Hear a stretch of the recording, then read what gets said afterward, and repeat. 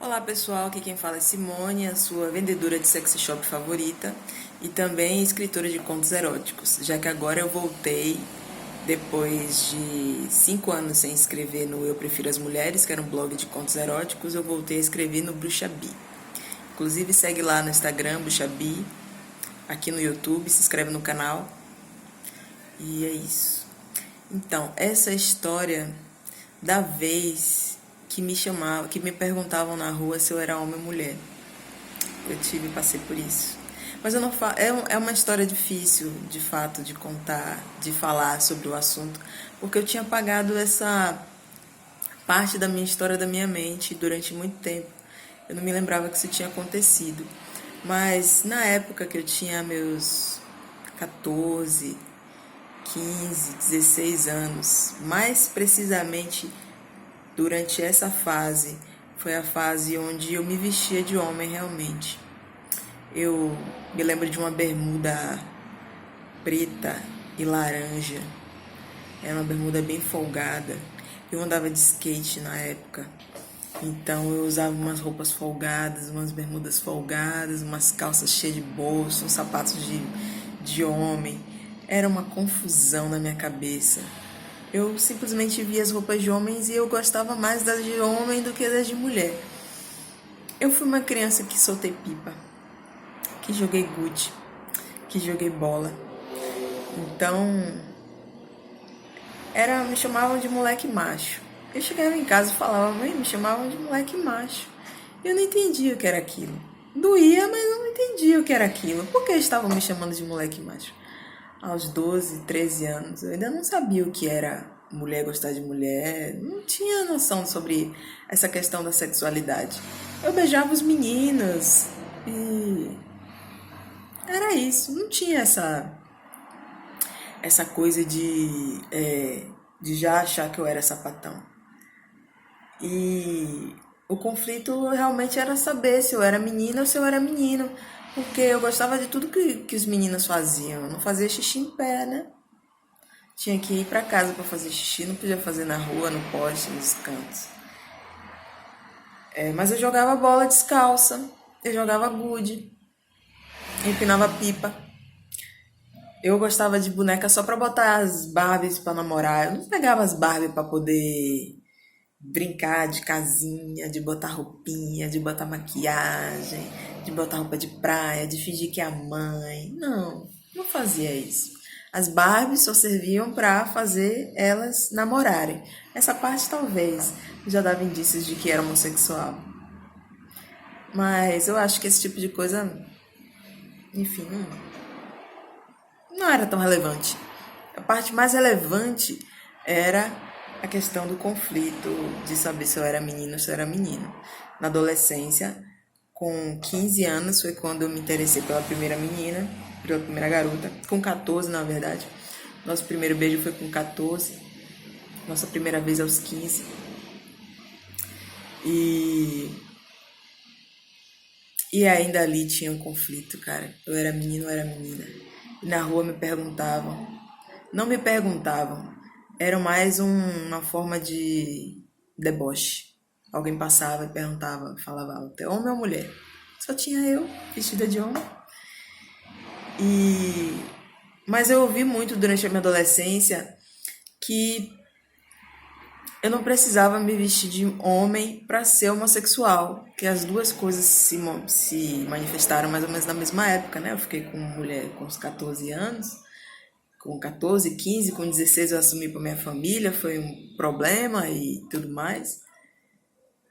E aí, mas mesmo assim eu ouvia de todas as pessoas que eu me relacionava sempre que eu não precisava me vestir de homem para gostar de mulher. Uma coisa estava sempre relacionada à outra. Você não precisa se vestir de homem.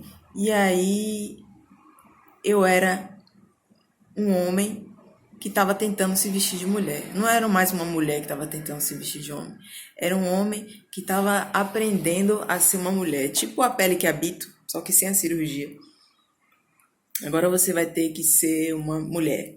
E eu não tinha afinidade com as tarefas de casa, né? E isso era muito cobrado por ser mulher. Todo mundo tem que lavar os pratos, todo mundo tem que limpar a casa, todo mundo tem que fazer tudo. Mas a minha cobrança era maior, tipo, você não vai casar porque você não sabe cozinhar, você não vai casar, esse tipo de coisa. E, e aí foi nessa época que eu já tinha depressão. A depressão eu tinha desde 12, que eu me lembro, 12, 13 anos. Uma tristeza justamente de não saber quem eu era. Durante a terapia, durante o autoconhecimento, a gente consegue. Você vai voltando, vai se analisando. E aí você vai percebendo os sentimentos, as emoções, os comportamentos de cada momento da sua vida. Então hoje eu entendo o porquê eu queria ser homem. E isso dá uma outra vida. Mas hoje eu entendo.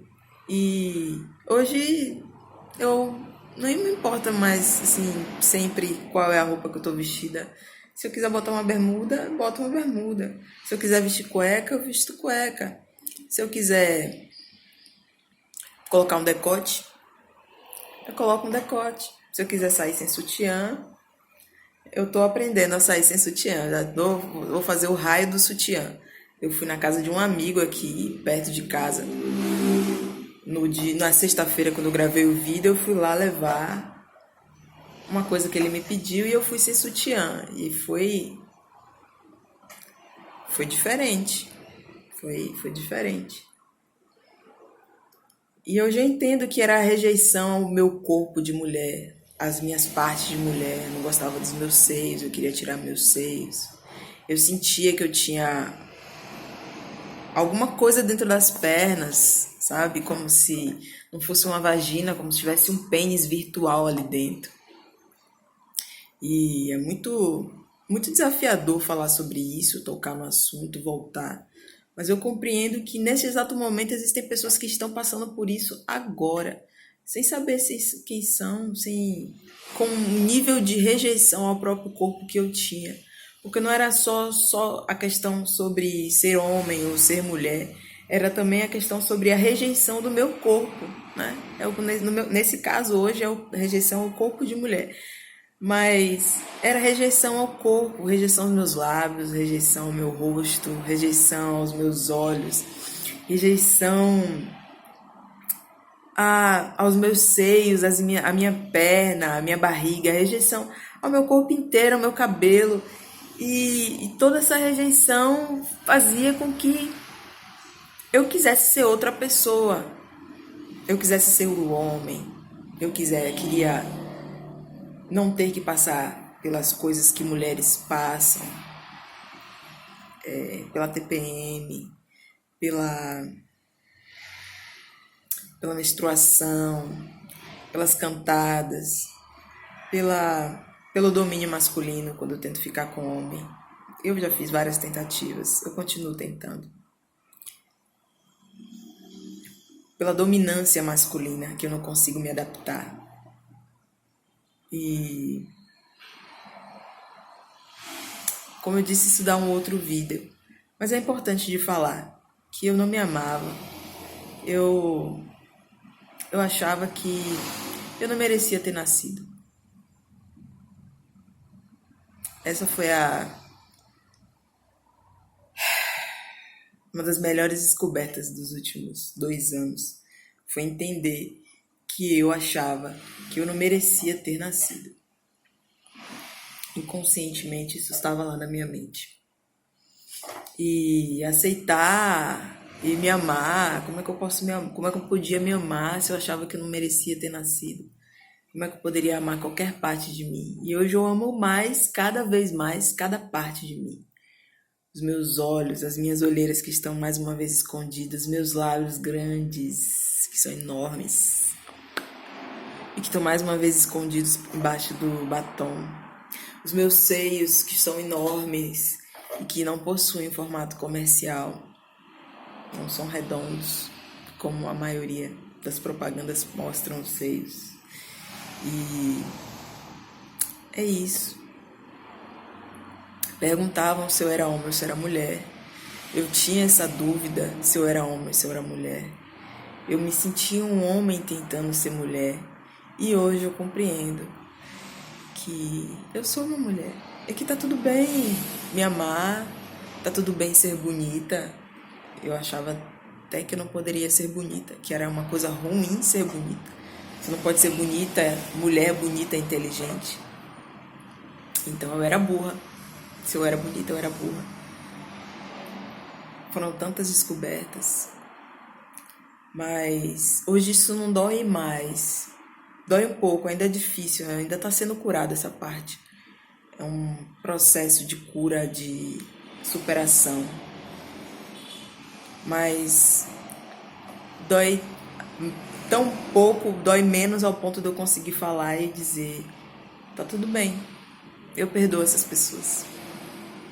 Eu não sou uma vítima, eu criei a história que eu precisava pra viver e pra contar aqui pra vocês agora. E é isso, era essa história.